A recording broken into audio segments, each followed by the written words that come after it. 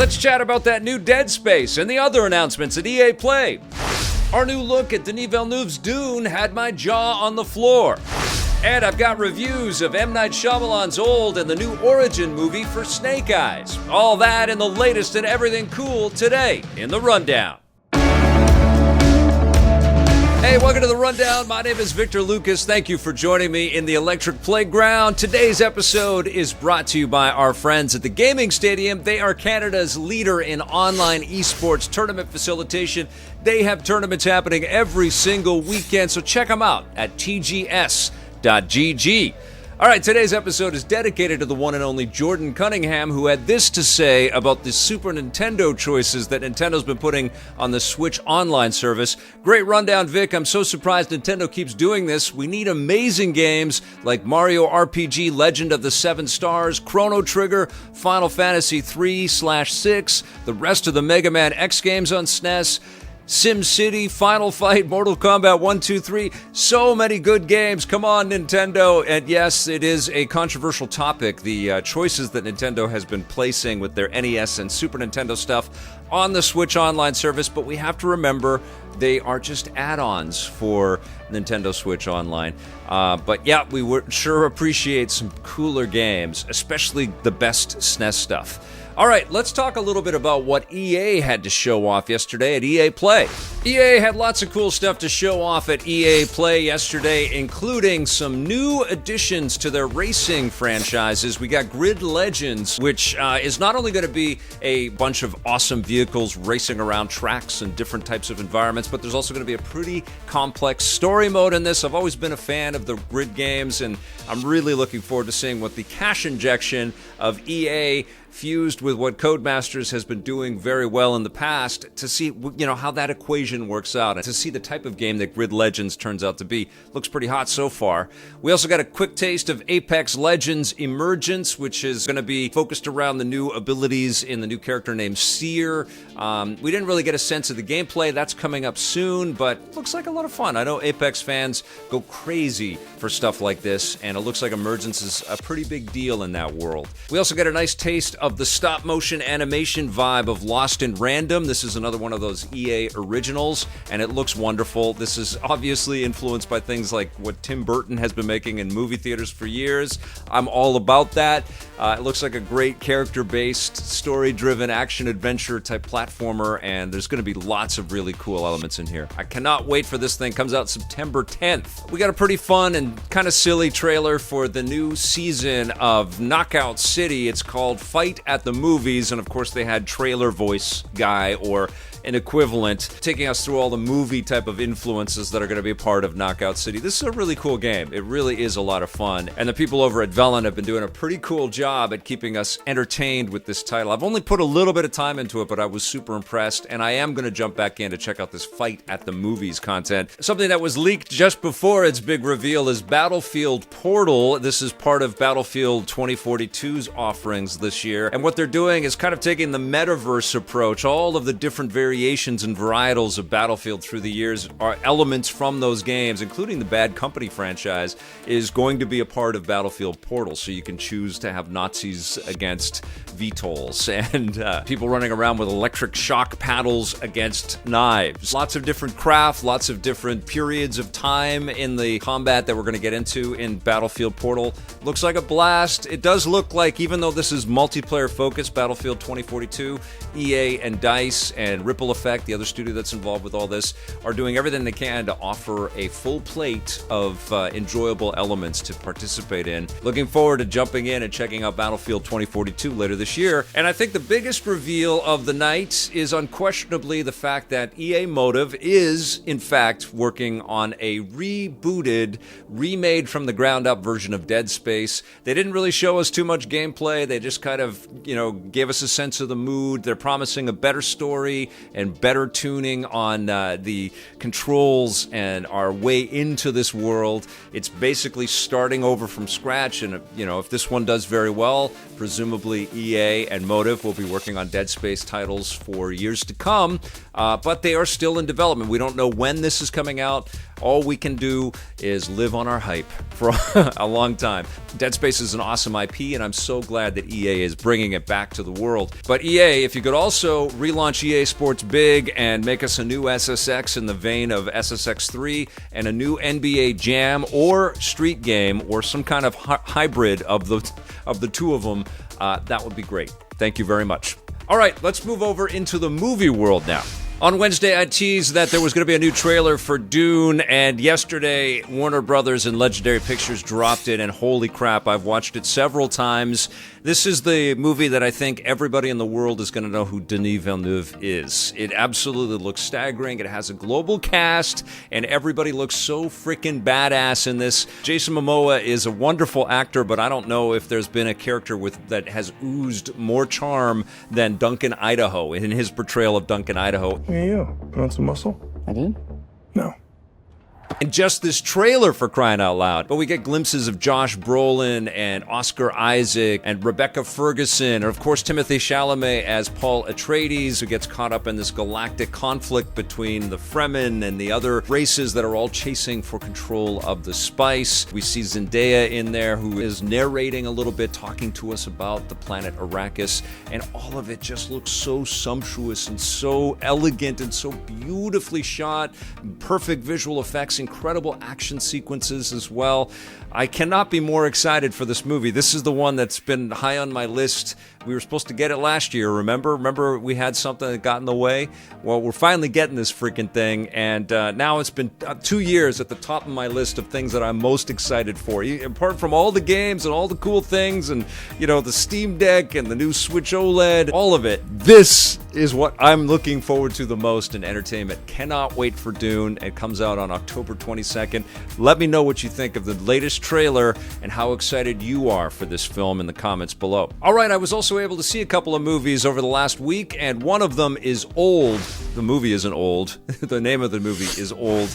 It's from M. Night Shyamalan, who always likes to twist and turn with his storytelling to kind of shock the audience, and there are elements of real shock in this film, and I'm going to do my best. My wife pleaded with me to not spoil anything in this review, and I really don't want to. I just want to tell you that I had a really, really good time. It's very introspective and interesting. It makes you ponder your own reality. It's a movie that really makes you appreciate the forward momentum of time. It plays with that. It plays with our own sort of one-to-one relationships with time as a concept. It's a pretty freaking cool story. Now, one of the things with a lot of M. Night Shyamalan movies is that they usually have some pretty cool concepts and some great kind of talking points and some elements that make for an intriguing plot device. And then there are some twists and shocks, and once you kind of overcome those hurdles, and you can point to a lot of M. Night Shyamalan movies, it's not as good as the build-up,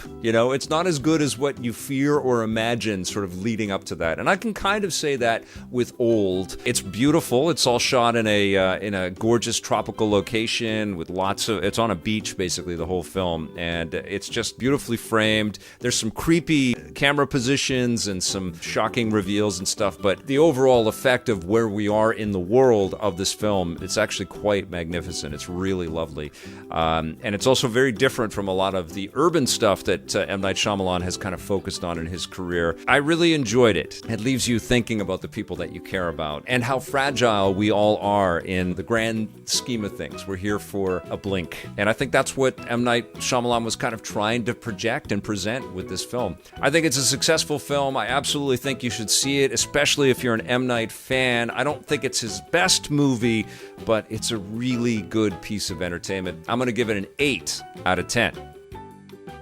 The other movie that I saw was Snake Eyes, G.I. Joe Origins, and I had a good time with this movie. I'm not the world's biggest G.I. Joe fan. I've had G.I. Joe action figures and stuff in the past, but they weren't my #1 franchise out there. I didn't really watch the Saturday morning cartoons, but I've always been aware of how cool Snake Eyes is, and this is a movie that really kind of works to present his origin, as the title implies, and so we don't get a silent and gruff, fully formed version of Snake Eyes. We get a younger, tragic hero that witnesses a tragic event in his life, and it transforms him to become a quite dour, nihilistic, incredible fighter who is not afraid to jump into the ring and fight for money, and then gets recruited to a criminal organization led by Takehiro Hira, who chews up some scenery as the villain in the movie. So he becomes kind of like a scumbag, and he's actually got a sequence in the film where he's gutting fish and sticking weapons into it. And then he befriends a guy, played expertly by Andrew Koji, who was part of a Japanese clan called the Arashi Kage. And then Snake Eyes is sort of embraced by the clan members there, and he is trained, and he's given some of the disciplines and some of the focus to be a better person in the world, and eventually confronts his former gangland boss and has to go head to head. And then there's a lot more intricate kind of details and plot ideas that suggest that Snake Eyes has entered into a world that's much larger than it first appears, and some of the characters that he knows and cares about have some tragic things that happen to them, and there's some changing of alliances. And then of course we're also introduced to G.I. Joe characters like Scarlet, played by Samara Weaving, and the Baroness, played by Ursula Corbero. And there's some hammy kind of work in there, and there's an interesting kind of kludging together of like a pretty by-the-numbers martial arts action flick, and then we get G.I. Joe content kind of smashed in there, and it doesn't feel fully organic, but we know that Snake Eyes exists because he's a G.I. Joe character, so we kind of just go along with it, or I did. It felt a little incongruous. It didn't feel like it came out of a natural sense of story. It felt like two movies being pushed together in a way. It didn't take me out of enjoying the picture. I thought some of the action sequences, because a lot of people are going to be tuned into this because of the fight sequences and stuff, and there's some pretty thrilling elements for sure. Andrew Koji is incredible in this movie. He's a great performer, but he's also an excellent physical performer, and every time he's wielding his swords and getting into combat, it's just astonishing. But it's not framed perfectly. The camera is too tight on shots. There's a lot of shaky cam shots, and there's a lot of whip pans, and your head's like, what the hell's happening? A lot of stuff shot at night, unfortunately, and also some wasted elements in here. We have the Raid's Iko Uwai as one of the masters in the movie, and he barely gets to fight, which is disappointing. And also Peter Minash has got some pretty interesting bits in there, as well as the Blind Master, but at the expense maybe to kind of push in G.I. Joe connections and action bits. Those two characters specifically don't get enough to do. I was a fan of Hanuka Abe's Akiko. I think she's terrific in the film. But Henry Golding, I think, also did a pretty fine job as well. I mean, it felt a little out of character for him because he's kind of like a charming romantic comedy kind of leading man type dude, and he's got the Indiana Jones scruff on his face, and he's kind of snarling and stuff. He's suppressing the sort of inner glow, nice guy charm that is always there with him. But I think he plays a convincing hero, and I think he did a pretty decent job with some of the action bits and stuff. The whole time I'm watching the film, though, and I don't know if you're going to feel the same way, I was like, okay, when's he going to put the Snake Eyes helmet on and shut up? And not because I wanted him to, but, Snake Eyes doesn't talk, so it's a very chatty film for a character that we know doesn't end up talking at all later, I was entertained, and admittedly, I'm not the biggest, most hardcore G.I. Joe purist. I'm not going to pick it apart from that kind of perspective. The mileage may vary out there depending on how much you adore G.I. Joe, but I had a pretty good time with Snake Eyes, and if this is the beginning of a new direction for the G.I. Joe films, I'm kind of looking forward to seeing where they go from here. I'm going to give Snake Eyes G.I. Joe Origins a 7.5 out of 10. A couple quick things I wanted to talk about as well. Anna Torv is joining the cast of the new Last of Us television show from HBO. It was all over the trades. People were tweeting about it. Very excited that she's a part of this show. Anna Torv is an amazing actor. Loved her in Fringe and loved her in Mindhunters. It's going to be very cool to see her mixing it up with Gabriel Luna and, of course, with Pedro Pascal and the other characters of The Last of Us. This is shaping up to be a very exciting show. I cannot wait for this to premiere. Even though I've probably seen enough of the kind of zombie genre, I'm expecting a lot of gloom and doom. I am also very excited to see this coming together. I hope, honestly, that it's if not the strongest, one of the strongest video game adaptations we have ever seen. Finally, one last thing. I watched today's episode of The Bad Batch and again was very entertained by this show. This time, The Bad Batch gets embroiled in a crime gangland fight between a new group of criminals who have come in and taken over Sid's bar and have started working with this really evil and creepy gang called the Pikes and getting them a whole bunch of spice. It's interesting that spice is playing a big part in Star Wars as it is in Dune. We get to see Sid kind of reach out to the Bad Batch,